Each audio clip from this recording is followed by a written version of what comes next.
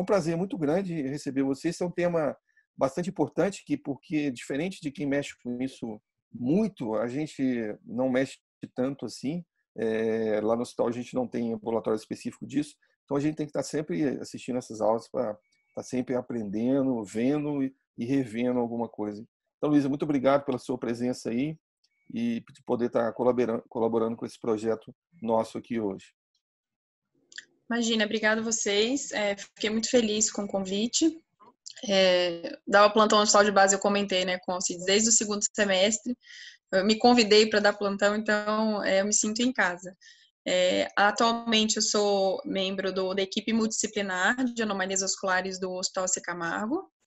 É um grupo inserido dentro da cirurgia reparadora, porque começou com cirurgiões plásticos.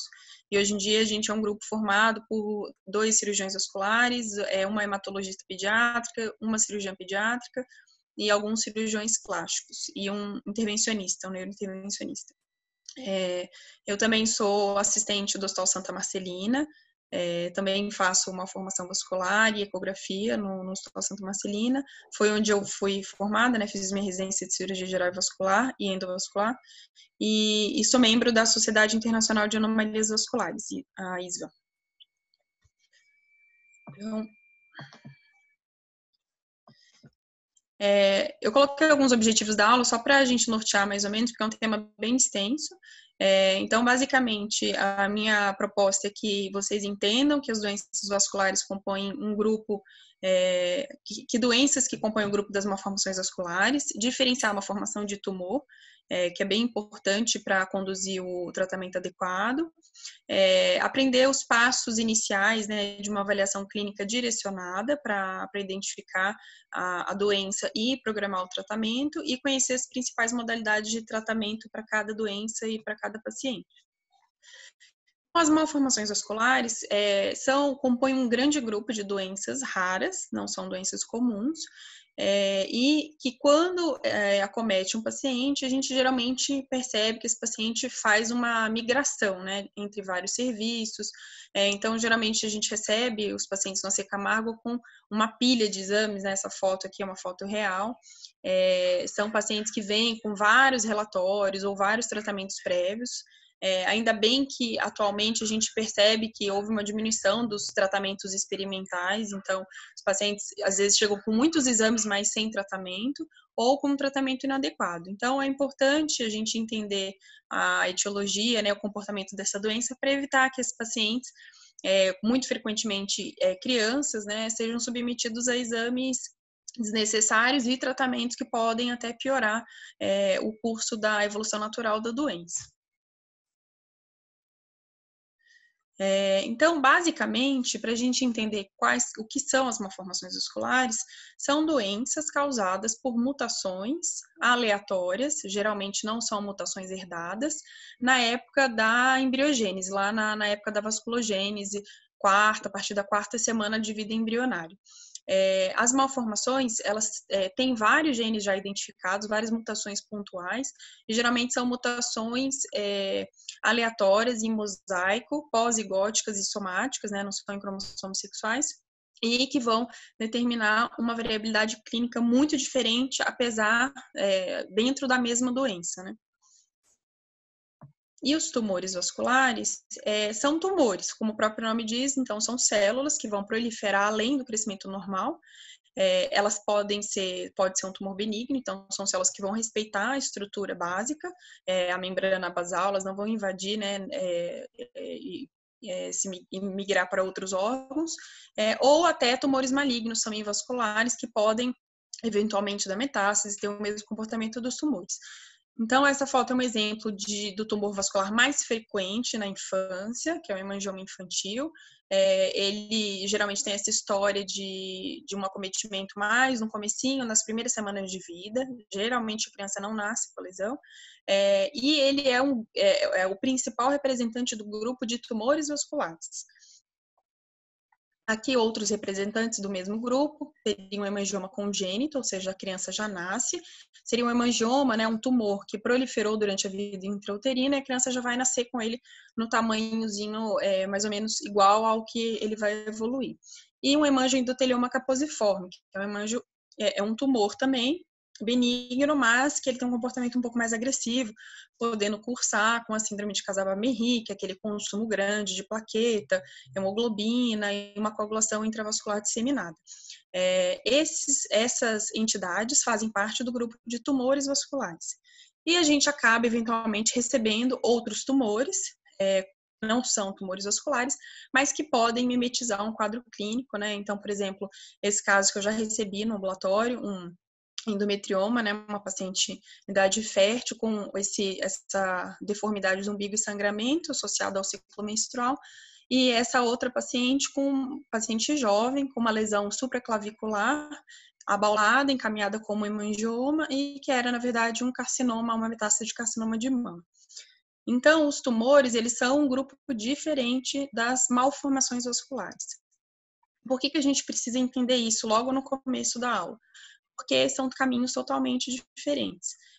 A gente vai tratar o tumor de um jeito e a malformação de outro. O tumor hemangioma, que é o mais comum desses tumores vasculares, é um tumor benigno, geralmente a gente trata com propanolol, ou se não tratar, ele vai involuir ao longo dos anos. O que não acontece com as malformações vasculares, que se não tratada não vai involuir e não vai responder ao propanolol. Então, geralmente a gente faz tratamentos com agentes esclerosantes, entre outras opções. Então, para definir bem esse raciocínio, a ISVA, que é a Sociedade Internacional de Anomalias Vasculares, que foi criada lá no final dos anos 80 por um cirurgião plástico americano chamado Mulliken e outros colaboradores, eles começaram a estudar uma classificação, porque a gente sabe que tudo era chamado de hemangioma. Então, a partir de 82, 84, foi se delineando uma classificação histopatológica, e hoje em dia a classificação foi atualizada no último congresso, a última atualização foi em 2018, e que é essa classificação, vocês podem acessar no site, ela é sempre atualizada, e eles dividem as anomalias vasculares em dois grupos, tumores vasculares e as malformações vasculares. Então, hoje a gente vai concentrar o estudo, né, a aula, em entender e conhecer as malformações vasculares. As malformações vasculares, como elas, falei no começo, como elas são causadas por mutações no período embrionário da vasculogênese, elas podem afetar um tipo de vaso, então, ou os capilares, ou vasos linfáticos, ou veias, ou artérias. Ou podem afetar combinadamente todos os vasos, ou par deles, ou 3 ou mais vasos, tipos de vasos diferentes. Associado à mutação que leva à alteração nos vasos, ela pode também levar a aumento do crescimento de membro, diminuição, alterações oculares, alterações intracerebrais, então vai depender muito da mutação. E isso vai levar a uma variabilidade clínica muito grande. Então aqui, essa classificação, ele coloca simples, quando você tem uma mutação que leva a uma alteração de um vaso só, combinada, que pode ser uma associação de duas mutações, né, de duas malformações, associada a vasos maiores, então quando você tem, por exemplo, só um aneurisma de veia, ou só uma persistência de uma veia ciática, então você tem a formação normal do vaso, mas ele, na verdade, é um vaso com alguma alteração. Ou associada a outras anomalias, que é mais conhecida, é a síndrome de Klippel-Trenaunay. Então, conhecendo essa classificação básica e essas diferenças, a gente vai entender um pouco dessa apresentação clínica dos pacientes, né? Então, todas essas fotos são fotos de malformações vasculares. Essa primeira é um cisto linfático, então é uma malformação linfática macrocística. As malformações linfáticas, elas podem ser desde um linfedema, que é uma malformação tipo agenesia ou hipoplasia, ou até uma desregulação, né, um aumento uma ectasia dos linfáticos, como ela pode ser microcística, quando a gente tem pequenos cistos, ou macrocística, quando tem grandes cistos de linfa. Aqui outro exemplo de uma malformação linfática, na região periorbitária, uma malformação linfática na coxa, um pouquinho mais profunda, e aqui uma malformação capilar, mais extensa, associado ao aumento do volume do membro e alterações venosas, malformações venosas, que é aquela tríade característica da síndrome de Klippel-Trenaunay. Então, a gente percebe que apesar da mesma nomenclatura e apesar de estarem no mesmo grande grupo de malformações vasculares, a apresentação clínica é bem diferente entre um paciente e outro. Então, o que é importante quando esse paciente chega para uma consulta, né? Para uma consulta, para uma avaliação, ou quando pedem uma avaliação no plantão, é fazer, como sempre, né, entre todas as áreas da medicina, uma boa anamnese e um exame físico adequado. Então, o que é importante? O início dos sintomas, né? Ou se a criança já nasceu com lesão, ou se não nasceu com lesão.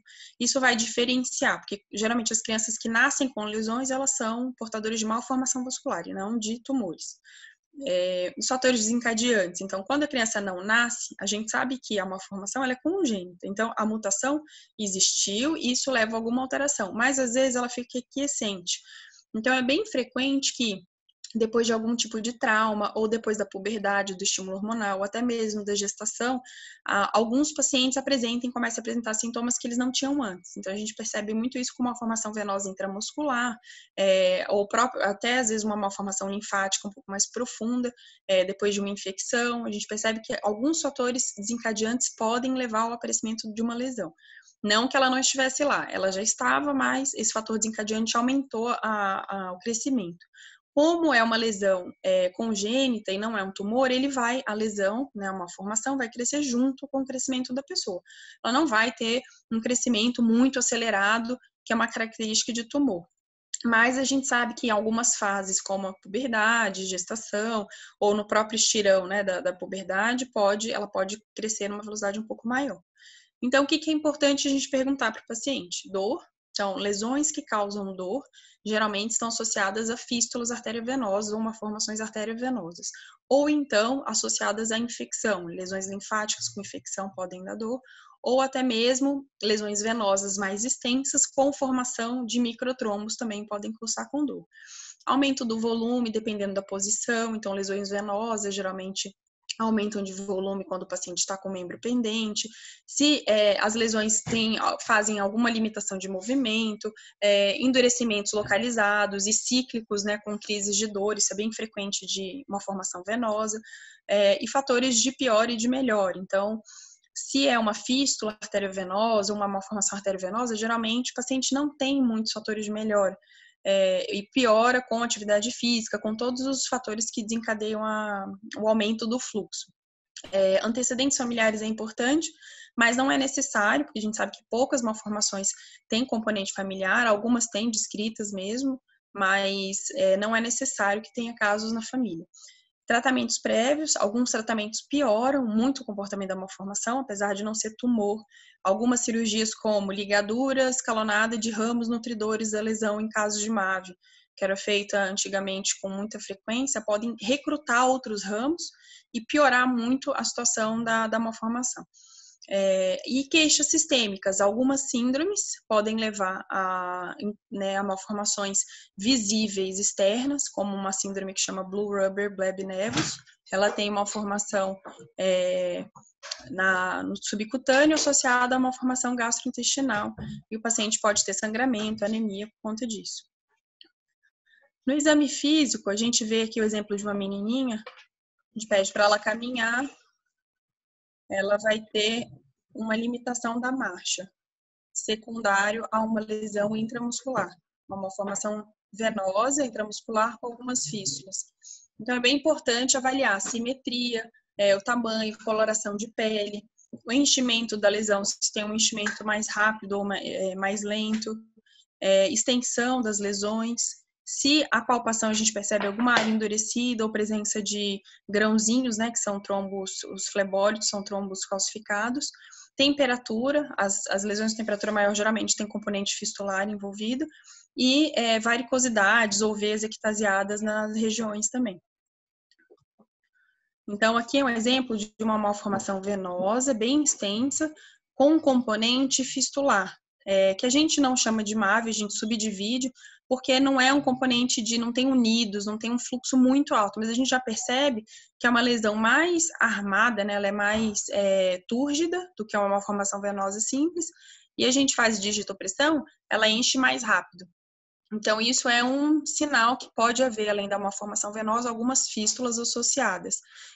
Aqui a gente percebe uma lesão linfática microcística, né, com componente hemático também, e aqui uma tumoração amolecida, mas com uma ectasia no dorso da mão, que não é comum, né? Então, uma lesão sugestiva também de um componente de alto fluxo.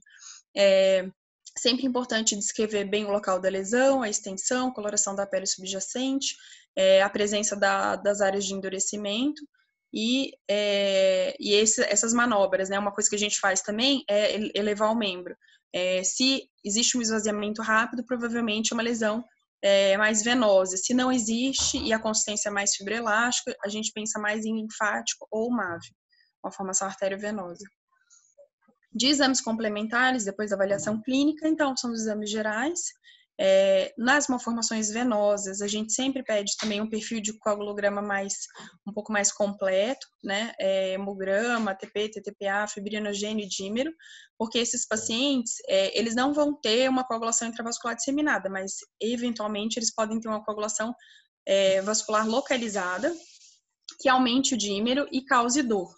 Então, é importante identificar esses pacientes porque dá para fazer um tratamento clínico para diminuir a dor.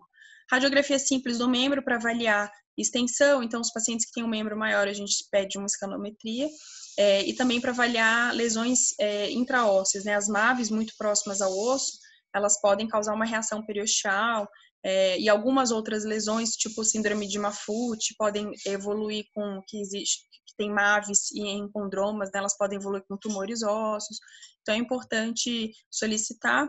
Ultrassom com Doppler é o básico, é o exame que vai fazer a triagem, e se bem feito, por um examinador experiente, né, como sempre no Doppler, ele vai também definir etiologia e até às vezes tratamento.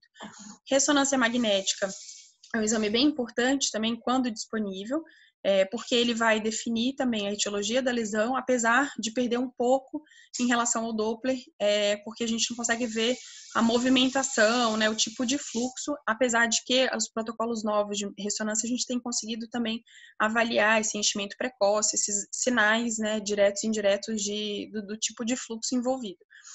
A gente sempre vai evitar exames invasivos, como arteriografia e flebografia, para diagnóstico, porque a gente sabe dos riscos de hematoma, de dissecção, trombose, fístula, e a gente poupa o paciente disso, principalmente quando são crianças.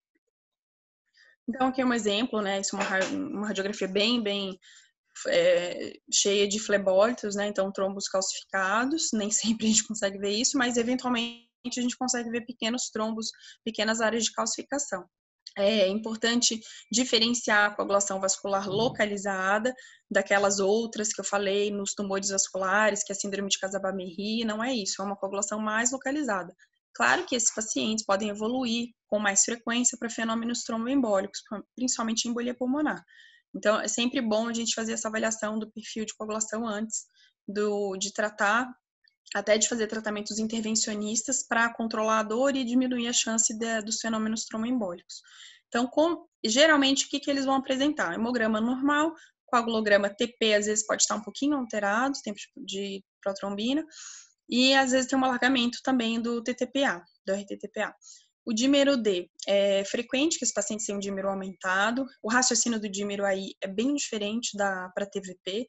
Então, ele não é só um valor preditivo negativo, não é um exame só para excluir que ele tenha um tromboembolismo, mas sim para a gente até quantificar um pouco como que está a atividade de coagulação dentro da malformação.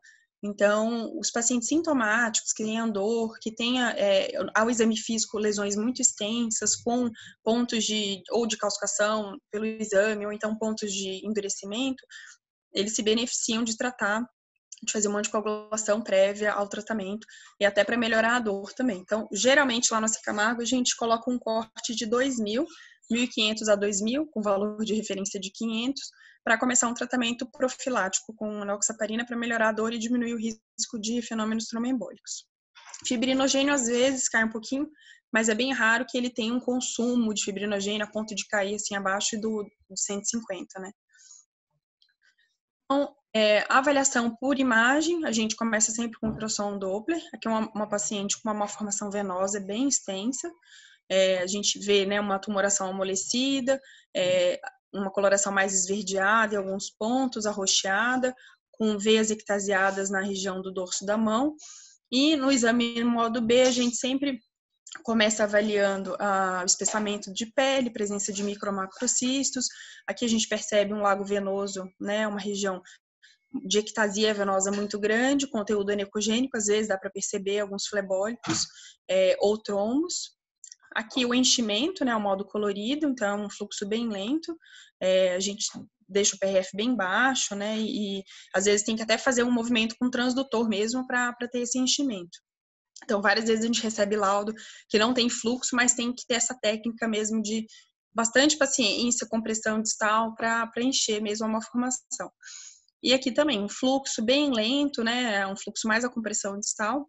Então, esse exame, por exemplo, é suficiente, né, para programar o tratamento da paciente, caso não seja possível fazer uma ressonância, né, não tenha disponibilidade, ou às vezes o paciente não, somente criança muito novinha. Aqui, um exemplo de ultrassom para uma malformação arteriovenosa, a gente já percebe um preenchimento bem irregular, né, com PRF alto, um preenchimento, a liase, né, em vários pontos, então áreas de fístula mesmo unidos, e aqui um fluxo bem aumentado, aqui um fluxo bem aumentado no modo espectral, né, a gente vê um fluxo de uma fístula mesmo, né, aquele sonzinho como se fosse, a gente chama de chuva no telhado, né, a gente não consegue estabelecer onde que é a artéria e onde que é o fluxo venoso. Então, também um Doppler, né, num examinador experiente, consegue identificar, inclusive até os ramos nutridores das lesões, né, e ramos que estão próximos também para guiar o tratamento endovascular. Aqui é uma coisa mais específica do ultrassom, a gente tem um protocolo para clipeotrienoné, a gente tem mais de 250 pacientes mapeados. O clipeotrienoné, como é uma formação complexa, né, ela tem uma formação venosa associada a uma formação linfática, pode ou não estar presente, e uma formação capilar. A gente começa fazendo um screening do paciente do profundo para o superficial, procurando alterações arteriais que não são muito frequentes, mas a gente vê às vezes ramos anômalos, são ramos que têm um fluxo bifásico, que eles saem das artérias tronculares e eles se dirigem às áreas de malformação venosa ou até o subcutâneo mesmo. Também a gente procura na região muscular malformação venosa intramuscular. Nas veias tronculares, a gente procura aneurismas ou hipoplasias, né, que é bem frequentemente descrito, mas não é tão comum, pelo menos na nossa casuística. E, por último, na região muscular e subcutâneo, cistos linfáticos. Então, são variações do exame do ultrassom que a gente tem que fazer para que todo o paciente possa ser avaliado e todas as alterações possam ser identificadas. Ressonância, a gente tem um padrão de realização e reconstrução no AC Camargo que chama TRIX, é uma angiorressonância, mas a gente faz 4 séries, né? T1, T2 com saturação de gordura ou STIR, T1 pós-contraste com saturação de gordura e uma angiografia 3D dinâmica. Geralmente, angiorressonância, quando a gente pede só angiorressonância, só vem a fase T1 e vem essa angiografia 3D. E aí a gente perde um pouco de avaliar essa parte das lesões intramusculares, né? Porque só a reconstrução, às vezes, se ele reconstruiu numa fase arterial, a gente não consegue ver, por exemplo, uma fístula ou uma formação venosa, né? Que não tenha enchimento arterial. Então, a gente usa esse protocolo que o pessoal do AC Camargo desenvolveu, o pessoal da radiologia. E aqui a gente pode observar essas lesões, né? Intramusculares, no corte axial, aqui a reconstrução, e lesões ao redor do fêmur, né, intramusculares. Aqui também uma lesão única, né, uma malformação venosa, então aqui a gente mal percebe, né, às vezes eles chegam só com abaulamento, e na ressonância a gente consegue ver bem, né, esse hipersinal em T2, é bem característico de uma formação mesmo. E aqui tem umas áreas de flow void, né, de ausência de sinal, que podem ser basicamente ou trombos, né, que são trombos, ou às vezes até pequenas fístulas fazendo flow void. Aqui uma malformação venosa do pé, né, a gente percebe uma infiltração bem grande de tecido intramuscular até o subcutâneo, que é um close daquele outro paciente. E aqui alguns exemplos, né, de malformações arteriovenosas, como existe uma variabilidade clínica, apesar de ter o mesmo nome, né, a síndrome ter o mesmo nome. Então, de diagnóstico é mais ou menos isso, a gente foca muito na história clínica, na anamnese, exame físico, e aí, geralmente, todos os pacientes vão, né, são solicitados, a gente solicita ultrassom com Doppler, com o examinador mais experiente, e alguns pacientes seletivamente ressonância. Isso para screening inicial. Depois, conforme for fazendo o tratamento, a gente opta ou por segmento com Doppler ou segmento com ressonância.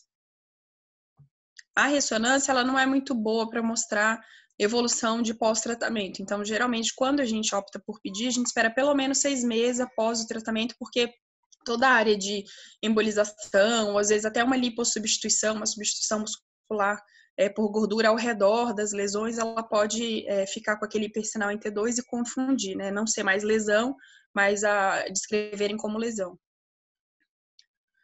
Então, aqui é um exemplo, né? Como que são três entidades diferentes do grupo das malformações associadas a outras anomalias e que geralmente, assim, aparecem mais ou menos iguais, né? Então, o Clipperton-Trenaunay, que é o epônimo, né, dos dois médicos que descreveram.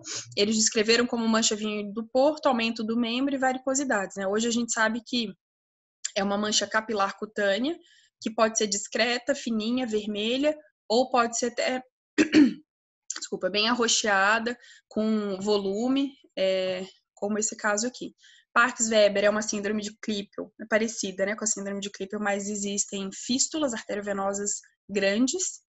Klippel, a gente pode ter microfístula, a gente pode ter fístulas pequenas, mas Parkes-Weber tem fístulas grandes, inclusive fístulas entre a artéria IV femoral comum, a artéria IV ilíaca. E síndrome de Proteus, você tem uma formação venosa ou linfática associada a um crescimento desproporcional do membro. E às vezes pode ter um aspecto da pele que a gente chama de tecido cerebriforme, o pé com um aspecto bem enrugado, ele tem uma malformação dos dedos também, né? Geralmente o segundo dedo, o primeiro e o segundo dedo são meio afastados, é um pé parecido com o pé do macaco, né? Eles falam aparência de símio. Então, eu dei muita informação para vocês, mas eu quero que no final da aula alguma dessas informações tenham ligações, né? Para formar um pouquinho de conhecimento. É claro que é muita coisa e eu vou estar sempre disponível para complementar, ou tirar dúvida, ou enviar o artigo. Mas, a princípio, o mais importante nessa primeira parte seria isso mesmo, começar a conectar a história das doenças, a etiologia da doença, a variabilidade de apresentação clínica para pensar agora já no como que a gente vai tratar esses pacientes. Então, o tratamento, ele é basicamente, né, como tudo, clínico ou cirúrgico intervencionista. Ou não tratamento também é uma opção, né? A gente vai tratar basicamente os pacientes sintomáticos. Claro que os sintomas variam, então tem pacientes que não têm sintoma, mas tem uma lesão esteticamente que desfigura, uma criancinha que tem lesão perto de face, pode comprometer a visão, então tem esses assintomáticos puros, bem raro, que não tem que a lesão possa não trazer nenhum comprometimento. Então, basicamente, os pacientes sintomáticos que tenham dor, sangramento, infecções recorrentes, no caso das malformações linfáticas, ou alguma limitação do crescimento e deambulação. É sempre importante definir a dor, a etiologia da dor do paciente, se ela é uma dor mais quando muda de temperatura, mais em crises, uma vez por mês me dá uma crise de dor, a lesão fica mais durinha, ou então, não, só dói quando eu fico muito, muito tempo parada mesmo, de uma dor contínua, mais intensa. Então, esse espectro de dor mais contínua, mais intensa, geralmente está associado a uma formação arteriovenosa. E as dores mais cíclicas, mais em peso, mais associadas a ficar muito tempo parado, são mais dores associadas a uma malformação venosa. Malformações linfáticas geralmente não dói, a não ser que tem infecção, ou seja, uma malformação mista, ou em alguns lugares, por exemplo, que incomodam, se a paciente tem que sentar em cima, né, uma malformação linfática no glúteo, ou então região da posterior, sempre depende muito do sintoma. E a gente sempre explica para o paciente que é uma doença que não tem cura. Isso é bem importante deixar claro antes do tratamento, porque muitos vão esperar a cura, vão esperar a melhora 100% do sintoma, ou então mesmo do aspecto. Então, é bem, bem importante falar para o paciente que não tem cura, que é um controle e que, eventualmente, se trata na infância, se ele passa pela adolescência ou por uma gestação, a lesão pode reativar. Então, isso é bem importante saber. Infecção, a gente sempre trata com antibióticos, geralmente antibióticos para gram-positivo, né, para streptococo, estafilococo, e às vezes na recorrência também a gente deixa uma profilaxia, não só o tratamento. Para líquia, eu já falei, enoxaparina, nossa primeira escolha. Alguns pacientes a gente tem usado Noax existe alguns relatos de casos já na literatura, algumas séries de casos menores, mas a gente tem usado porque tem paciente que não tolera enoxaparina e tem dímero de 10 mil, de 15 mil, muita dor, então a gente tem usado para crianças, não crianças, né, adultos, assim, acima de 16, 18 anos, apesar de não ter muitos casos na literatura. E Marivan a gente não usa porque ele não faz efeito, nem na dor, nem no controle do dímero. Então a gente não usa o Marivan. O tratamento, se é uma profilaxia, uma dose de profilaxia ou tratamento, depois a gente decide com base nos sintomas do paciente e no valor do dímero. Existem também algumas terapias-alvo que eu vou explicar um pouquinho mais para frente, como parte do tratamento clínico. Então, dor, infecção, coagulação intravascular localizada, e dentro dos pacientes que têm coagulação intravascular localizada, a gente vai manter tratamento profilático ou tratamento com dose plena de enoxaparina, a nossa primeira escolha. As terapias-alvo que eu tinha falado, assim, de 5 anos para cá, um pouquinho mais, aliás, para cá, a gente tem usado, são coisas muito novas, mas são medicações que já estão sendo usadas. Eu trouxe mais para vocês não estranharem por quando falarem, não, estão dando sirolimus para um paciente de uma formação. A ISVA, né, tem feito muito trabalho com genética, porque a tendência é individualizar o tratamento para esses pacientes, né, você realmente abordar a causa das lesões, e esse mapeamento genético achou mais ou menos 3 grandes vias de mutação. Então, existem medicações que vão atuar nessas 3 grandes vias de mutação, e essas medicações, elas melhoram o sintoma e têm sido recomendadas, já tem ensaios clínicos bem feitos com sirolimus, mostrando melhora para os pacientes portadores dessa mutação, desse gene que chama PIK3CA. Esse gene, ele está envolvido nas mutações que levam a crescimento. Então, síndrome de Klippel-Trenaunay, Clovis, algumas malformações venosas, por volta de 25% das malformações venosas, e tem outros genes que estão associados a proteus, por exemplo, a KT1, e tem alguns outros genes com menor frequência que estão associados a outras malformações. E o objetivo da Sociedade Internacional é que daqui a alguns anos todos esses pacientes tenham alguma medicação para bloquear a via de funcionamento. Essas vias, elas são todas vias celulares normais, envolvidas na oncogênese, então elas não mexem só com a parte vascular, e basicamente, quando os pacientes usam essas medicações, eles diminuem, apesar de não ser tumor, eles diminuem a proliferação turnover celular normal.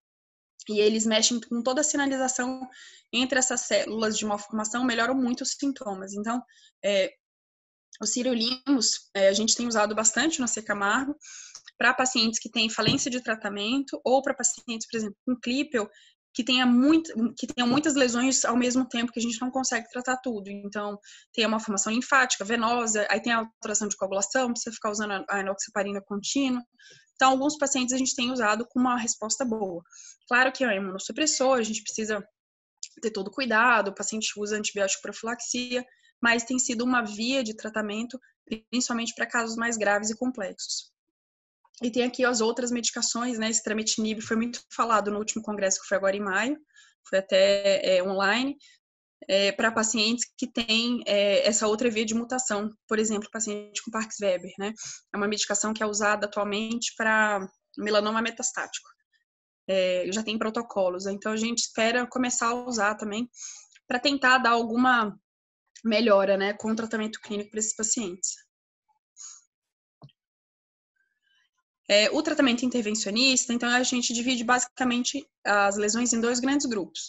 As malformações vasculares de baixo fluxo, que são capilares, linfáticas e venosas, e malformações vasculares de alto fluxo. O raciocínio para essas duas é um pouco diferente e os agentes que a gente vai usar também. Então, de baixo fluxo, a gente vai usar basicamente o tratamento intervencionista, eu vou falar depois dos agentes, laser, o dye laser, que é um laser um pouco diferente do que a gente usa, que é o Nd:YAG, ou o próprio Nd:YAG também para algumas lesões. Ou até cirurgias de ressecção, se forem lesões pequenininhas, ou lesões que cursem com aumento muito grande de partes moles, a cirurgia é uma opção, mais em centros experientes.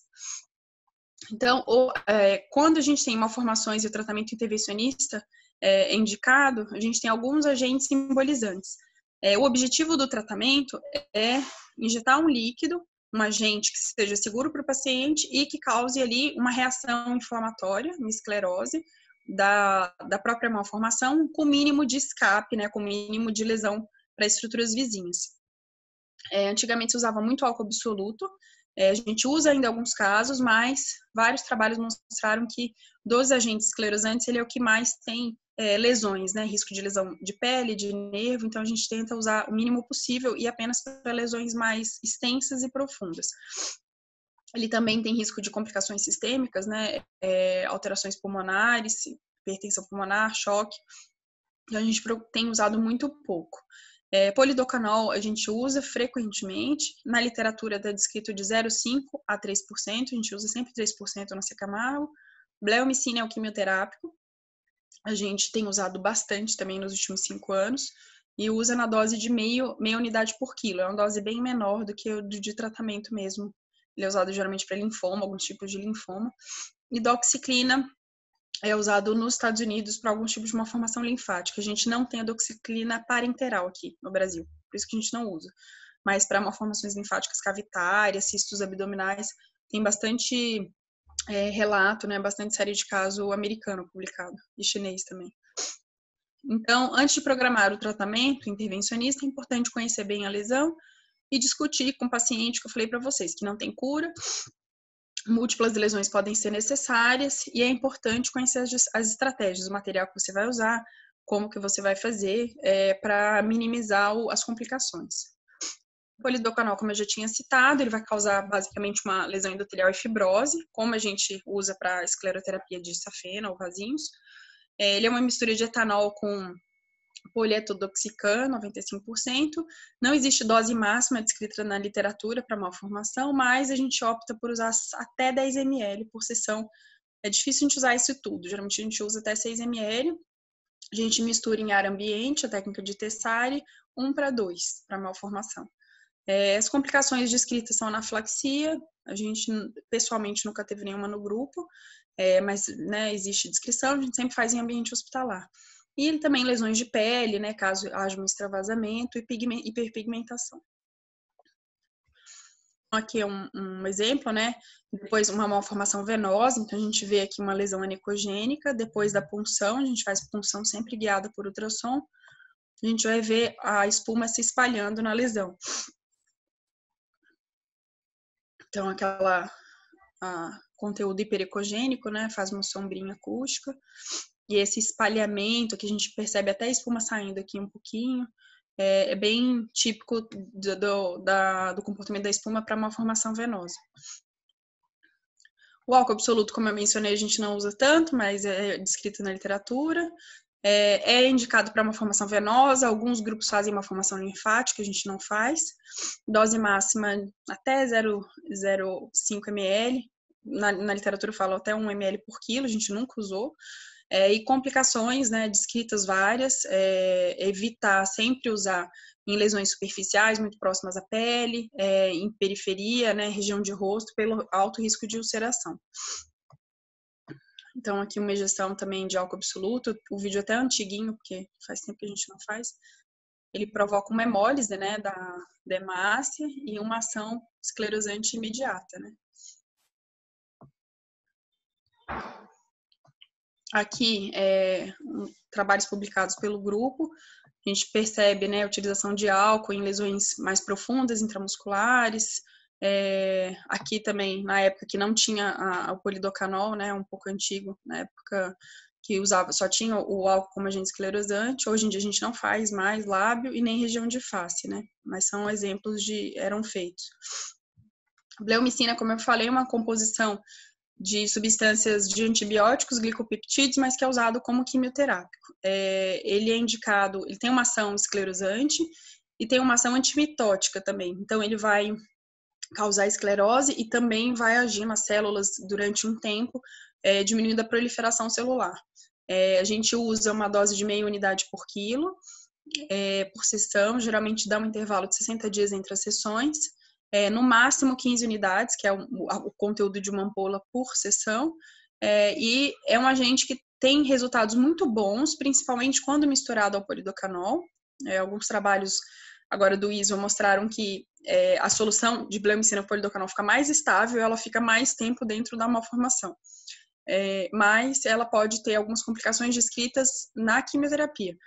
Alguns já descreveram algumas coisas em malformação, mas é mais frequente mesmo essa fibrose pulmonar, é descrita com uma dose acima de 300 unidades, cumulativa. Então, a gente tem que ter esse cuidado para não fazer muitas sessões com uma dose muito alta durante a vida, porque tem esse risco de lesão pulmonar. Existe também um eritema flagelato, que é uma pigmentação marrom na pele em áreas de micropore. Então, fixação de tubo, a área da fixação do campo, alguns pacientes nossos ficaram com pigmentação que eventualmente não sai. Fica uma mancha, como se fosse mancha de sol mesmo. Então, tem que ter bastante cuidado quando for usar a bleomicina, que pode acontecer isso em áreas que tem um trauma, né, logo depois da aplicação. A alopecia tem algumas descrições, mas é bem, bem raro, a gente nunca teve. Então, aqui alguns trabalhos que mostram a eficácia da bleomicina como um agente esclerosante para uma formação de baixo fluxo. É claro que é sempre difícil fazer trabalho com uma formação, né, porque os artigos são a amostra é muito heterogênea, tem a metodologia é muito diferente, mas basicamente mostra um resultado bom como agente esclerosante com baixa taxa de complicações. Aqui, né, uma eficácia semelhante aos outros agentes, né, que eles compararam, com menos efeitos colaterais. Então, aqui é um exemplo de uma malformação linfática, uma paciente com uma lesão cística, né, na região cervical, foi avaliada em outro serviço, aspiraram essa lesão, preencheu novamente, né, as malformações linfáticas, elas têm esse comportamento, elas às vezes crescem novamente, e aí a gente fez uma sessão, aspirou essa quantidade, né, mais ou menos uns 20 ml da lesão, injetou 7 unidades de bleomicina e a paciente ficou estável sem crescimento da lesão. É difícil acontecer com uma quantidade tão pequena, mas às vezes, principalmente criança, com aquelas lesões, né, higroma cístico, que a gente chamava de, né, doutor Alcio deve ter pego bastante, que operava tudo, a gente tem que fazer mais sessões até pela quantidade, também o volume, a dose que pode injetar. Então, um resumo de malformação de baixo fluxo, se ela for pura venolinfática, a gente vai fazer injeção percutânea com agentes esclerosantes guiado por ultrassom.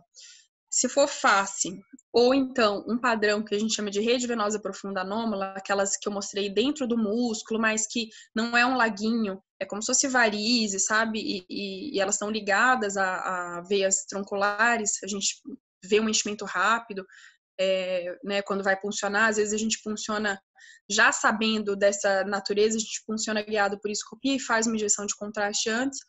Daí a gente prefere fazer sempre esses pacientes na hemodinâmica, pelo risco de, por exemplo, o polidocanol não pode ser usado, porque senão ele vai embora para veias tronculares mesmo.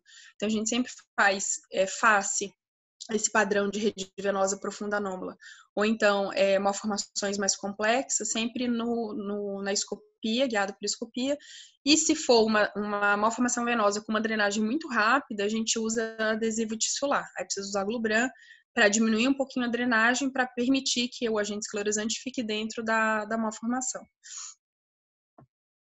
E também, se a gente faz em um ambiente mais ambulatorial, né, mais dentro do hospital, aquelas punções locais, só com agente esclerosante, um polidocanol, e o paciente não tem melhora, ou então tem uma recidiva precoce, a gente sempre também vai para a hemodinâmica e estuda melhor essa drenagem com com uma flebografia no tratamento, né? Então, esse é um resumo dos agentes esclerosantes. Eu deixei porque, como vai ficar na internet, né, tem um resuminho das doses, tudo que a gente usa.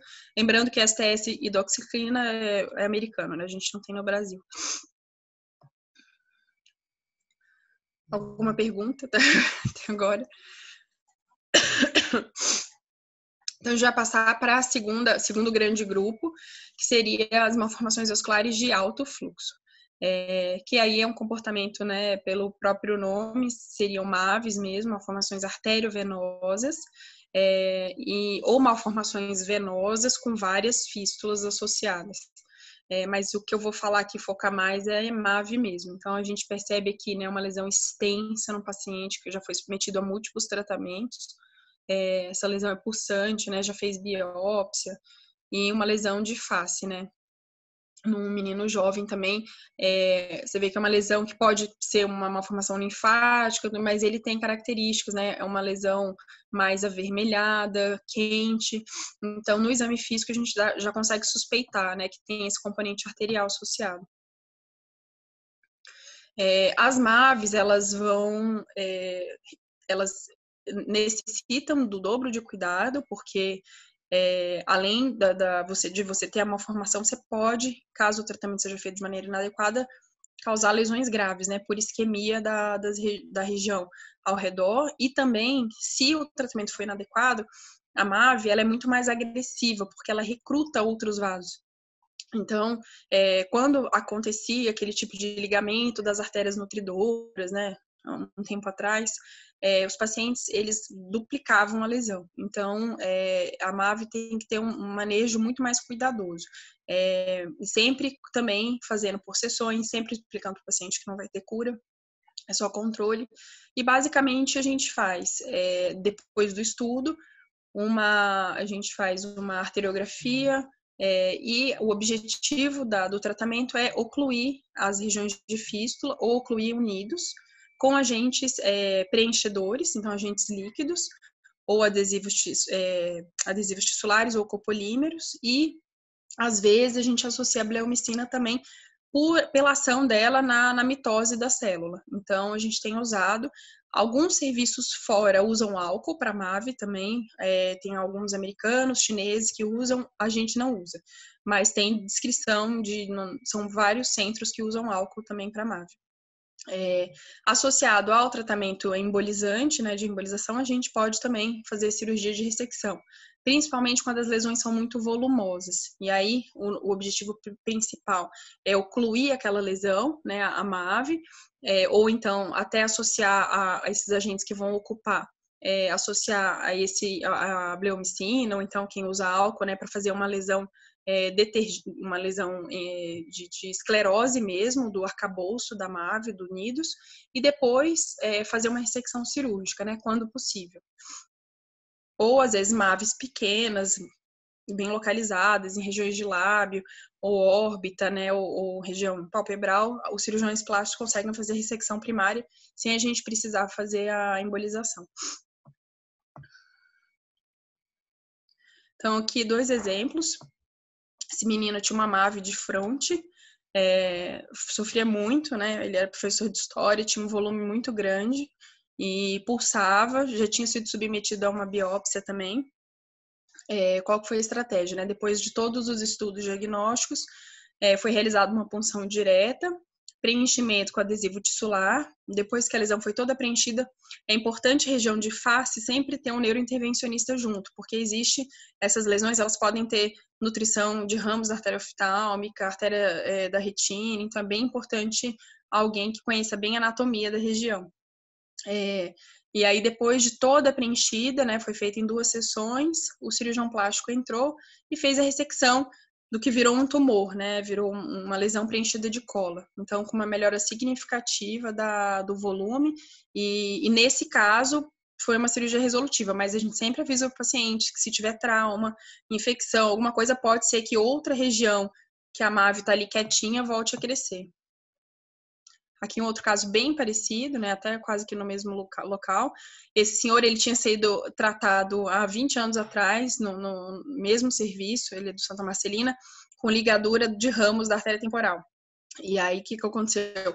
Recrutou, né? Então, ele tem todas essas telangiectasias na região nasal e periorbitária, e tinha ramos, assim, bem de várias artérias da temporal, de artéria oftálmica também, nutrindo a lesão, foi feito o mesmo tratamento.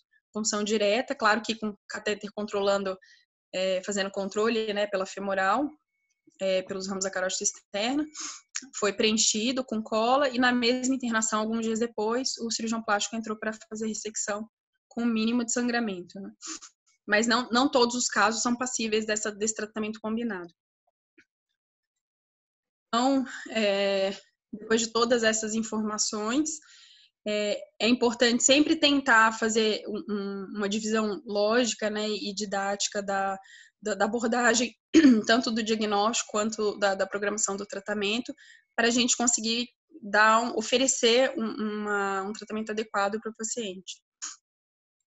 Então, a conclusão é que uma boa avaliação clínica vai evitar exames desnecessários e vai possibilitar um diagnóstico adequado e um tratamento também adequado.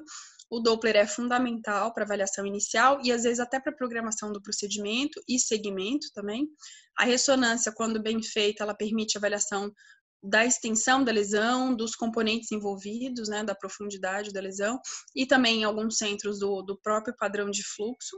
E as anomalias, de maneira geral, né, as anomalias eu coloquei tudo, né, tanto os tumores quanto as malformações, elas devem ser tratadas em centros multidisciplinares, quando possível, ou por pessoas que estejam habituadas com a doença. Os objetivos eram esses, espero que tenham ficado mais ou menos claros. Esse é o grupo do AC Camargo, nosso grupo. Bom, parabéns. Obrigada. Excelente aula. Eu tô meio com a voz que tá meio seco aqui em São Paulo. Uma excelente aula. E Você quer que eu pare aqui de compartilhar? você que sabe, pode botar, pode parar. De repente Tá, até qualquer para coisa a ficar gente maior volta aí. depois. Isso. Alguém quer começar com as perguntas? Leonardo foi meu residente. Então pode Bem? perguntar, Leonardo. A primeira pergunta é sua. Poxa, eu só tenho a parabenizar a Luísa, ela tem um ambulatório bem interessante lá no Santa Marcelina, né? Não só de linfedema, mas de MAVE. Tem vários pacientes aí que ficam marcados aí na história, né? Deixo só o elogio. Luísa, eu virei candango, tá? Agora eu tô sabendo. tô brasiliense, tá? Várias pessoas te conhecem, depois eu te conto, tá? Tá bom. Parabéns, cara. Brilhante, tá? Manda um abraço Obrigada. pro Dr. Rodrigo aí, para todo mundo lá no Santa, tá bom? Mando sim. Então, esse assunto dessas anomalias vasculares é um negócio. Quando você vira centro, você recebe muito e fica mais fácil você evoluir, né? Como tudo em medicina. A gente acaba pegando no hospital de base, acaba chegando de tempos em tempos às vezes alguma gente manda para fora. Agora no Hospital da Criança, a gente tem o Hospital da Criança aqui em Brasília, não sei se você conhece. Tem um pessoal da pediatria que está fazendo lá essa parte também. É uma pediatra que se especializou um pouco nisso, mas a gente não tem assim um grande Ela serviço. ficou, né, lá no AC Camargo um mês. Adriana Guerra, né? Isso. Mas a gente não tem um grande serviço assim de gente especializada em eco, em embolização e cirurgia, essas coisas, né? Mas com o tempo, isso é uma questão de evolução e tal. Em 2015, a gente trouxe a Luísa Galvão para dar uma aula para a sociedade aqui. Acho que foi antes, até na época do Samuel, 2013. Ela é cirurgiã pediatra, né? E ela deu aula na época aqui. Duas coisas eu queria te falar. Uma vez, você falou o negócio de ficar estável, o policanal. É interessante, uma vez um cirurgião espanhol, um cirurgião vascular espanhol de Barcelona, ele me falou que algumas pessoas na Espanha associavam a glicerina cromada com o policanal e com isso eles falavam que estabilizava mais a espuma do policanal. Ela ficava mais consistente durante muito mais tempo. E que isso pode ter virado até uma questão de patente lá, existiam algumas controvérsias. De repente, não sei se vocês têm linha de pesquisa, é uma coisa interessante, sabe? Ver se isso realmente procede. Aí teria que ver aí qual seria a porcentagem, etc. O que a gente apanha de vez em quando é com clipe, às vezes, no consultório, né? Eu tinha uma paciente uma vez, né, quando ela chegou, devia ter uns 24 anos, ela era uma menina bonita, magra, já tinha um filho pequeno, e você olhando do lado de fora, você não via que ela era bem magrinha, mas quando ia examinar, ela tinha um clipe com toda a tríade, a veia femoral dela era hipoplásica, né? E ela tinha muita varizes. E com o tempo foi aparecendo mais e ela ficou muito incomodada. E eu optei por fazer uma cirurgia higiênica nela na época. E preservando a safena, que era o maior escoamento e tal. E ela ficou muito satisfeita, ficou algumas cicatrizes, era coisa grande, mas ela ficou muito satisfeita. E depois ela começou a fazer flebites. Começou a fazer depois, apareceram outras varizes, flebites. Na época eu tentei até uma pletismografia para ela, para ver se eu, quando uma foto pletismografia, que é o que a gente tem, tentar fechar aquela safena para ver se eu podia, o quanto que aquela safena representava ali para ela. Lá vocês fazem muito, por exemplo, esses casos, assim, uma paciente que é uma questão estética em termos de clipe, o que vocês fazem lá em termos de varizes, assim? Eu cheguei a fazer espuma também um pouco, alguma coisa, o resultado não foi tão bom. Normalmente faz muita espuma. O que vocês fazem do ponto de vista estético para melhorar um pouco o clipe de uma paciente jovem, mulher e vaidosa? O clipe a gente estuda bem, e aí o clipe ele tem algumas coisas específicas assim que a gente avalia. Geralmente o problema deles não é tanto a safena, é a persistência da veia marginal lateral, que é aquela veia que vem, né, desde o dorso do pé na lateral, passa na região lateral da panturrilha e da coxa. Então a gente sempre faz avaliação com Doppler, esse mapeamento que eu citei. E aí, o que tiver mais comprometido, se eventualmente tem insuficiência de safena ou da marginal lateral, a gente tem tratado com laser. A não ser que seja uma veia muito, muito superficial, e aí a gente acaba fazendo fleboextração mesmo. Mas você fala endolaser, né? Endolaser, isso. Mas como é que você Endolaser. estuda para falar que isso não vai afetar tanto no caso de hipotrofia de femoral, do sistema profundo? Então, tinha essa descrição, né, de hipoplasia da femoral superficial em Klippel, mas a gente sabe que nesse estudo de 200 e poucos pacientes, a gente encontrou menos de 5% com hipoplasia.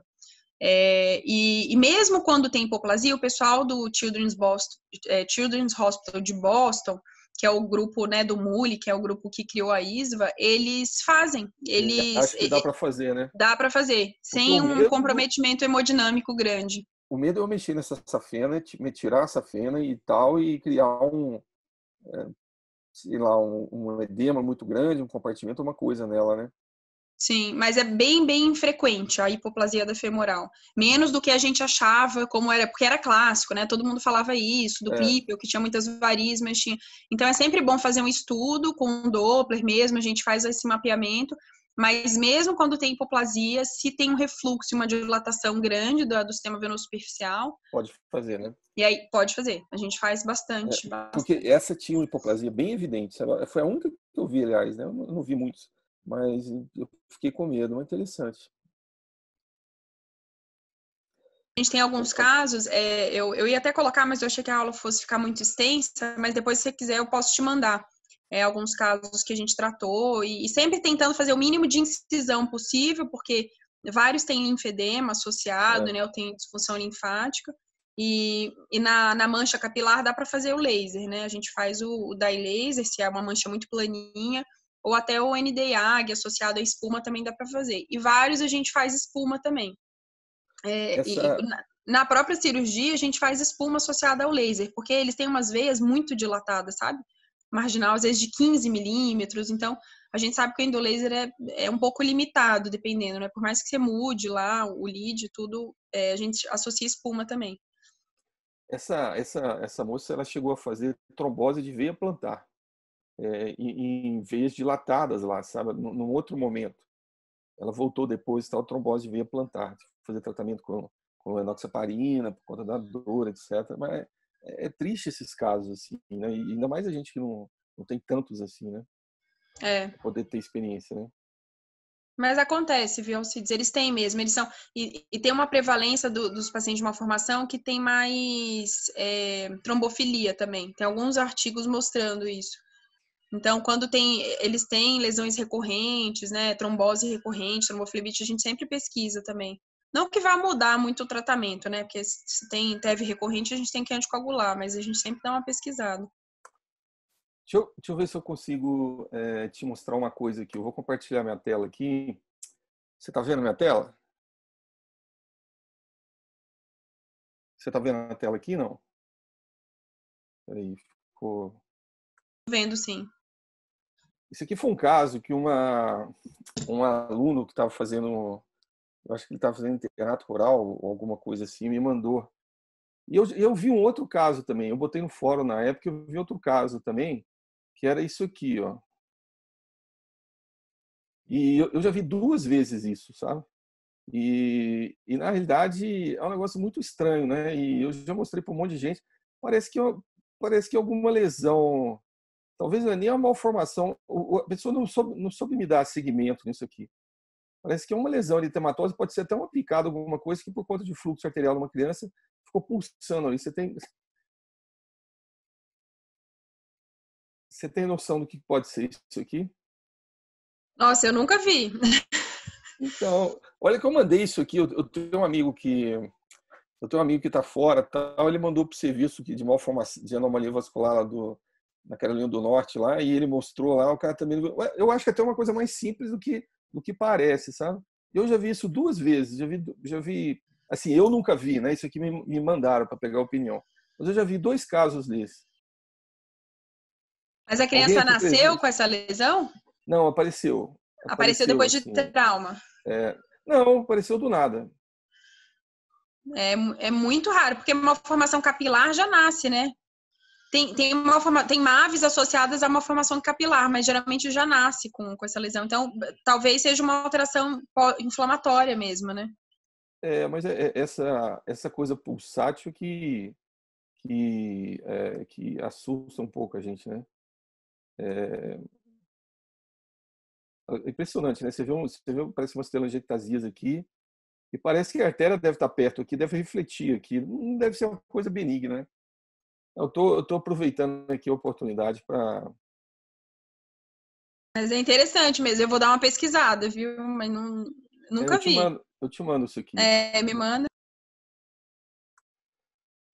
Alguém já viu isso aí? Alguém quer dar opinião nisso aqui? Alguém quer fazer alguma pergunta a mais?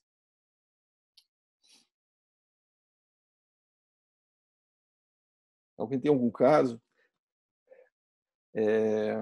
Na pediátrica, na minha época da pediátrica, a gente usava muito bleumicina e a gente já teve alguns casos de linfangioma no hospital que a gente usou até...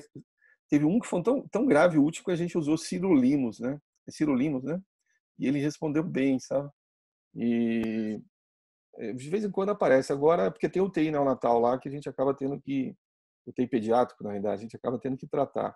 Mas a gente não é referência para isso. Então, gente, se Unimos alguém... para uma formação linfática também, eu não falei, né? Falei só para o clipe, mas para uma formação linfática ele é muito bom também. Ele controla bem as lesões. Mas coadjuvante com tratamento, né? Intervencionista. Parece que para Casabá-Merri também usa, né? Usa para hemangiendotelioma também. Hemangiendotelioma, desculpa, Casabá-Merri não, hemangiendotelioma caposiforme. Mas quando tá complicado, né? Quando tá tá complicado. Certo. Gente, alguma pergunta? Senão nós vamos terminar aqui. Então, opa! Eu ia te sugerir, aproveitando a experiência da Luísa, eu não sei se essa aula foi ministrada para os meninos, mas podia dar a ideia dela fazer aula de linfedema. Ela tem bastante caso interessante e tem muita coisa para mostrar, tá? Principalmente como fazer terapia física complexa. Eu acho que valeria a pena. Mas então, na frente, já está convidada. Vamos convidá-la para fazer linfedema. Tá vendo, né? Ensinos residentes, eles passam responsabilidade para... Eu tenho um ambulatório de linfedema e malformação, né? Tudo as exceções ali da vascular.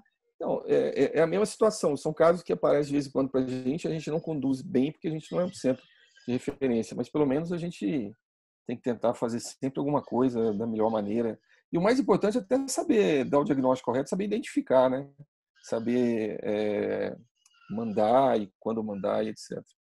Então, eu queria te agradecer. O Marco Aurélio é o nosso preceptor, mas hoje ele não pôde vir, ele teve uma perda na família essa semana importante. Então, em nome lá da residência, eu queria agradecer muito você ter aceitado o convite. Queria que você pegasse seu celular aí, pega seu celular aí, o Zap, você recebeu um certificado, agora ele é digital, depois você imprime ele e bota lá no seu currículo. E então foi um grande prazer. Leonardo, você quer falar alguma coisa? Acho que o Leonardo... Só agradecer a Luísa. Eu convivi 3 anos e ainda tenho muito que aprender. Então, eu acho que ela pode contribuir muito ainda aí com a residência de cirurgia vascular do Hospital de Base, porque o ambulatório dela é bem rico, é bem interessante e realmente consegue conduzir de uma forma que melhora muito a qualidade de vida dos pacientes. Então, só tenho a agradecer e dar a sugestão do linfedema, né? Isso, vamos fazer. Então tá bom, Luísa. Boa noite, parabéns. Boa noite, obrigada. E vamos contar com você depois aí. Até logo, gente. Alexandre, pessoal, boa noite. Tchau, obrigada. Até a próxima. Tchau. Até. Boa noite. Tchau, Obrigada, viu? Obrigada.